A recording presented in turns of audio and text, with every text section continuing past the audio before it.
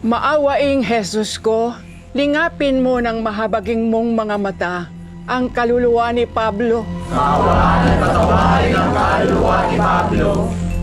Hindi pa alam ng kaluluwa kung saan siya pupunta. Hindi pa rin siya natatahimik.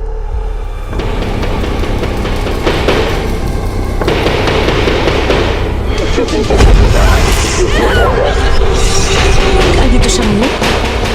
Kasama natin?